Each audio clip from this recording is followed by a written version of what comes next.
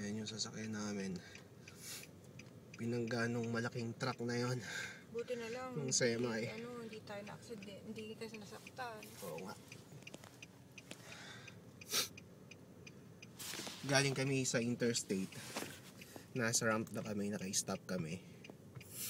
And then padating yung truck na yan, nag-slide yung kanyang sasakyan, yung kanyang trailer. Umataw dun sa aming harapan. Kaya ayan, si Manong Pulis.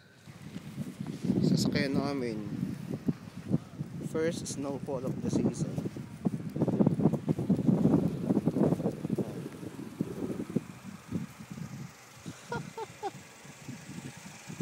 Kita ba? Hindi yata kita. So, yan na. Damage ng aming sasakyan. Sira ang radiator.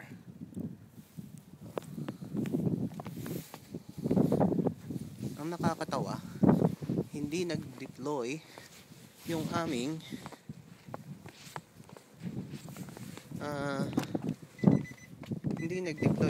airbag.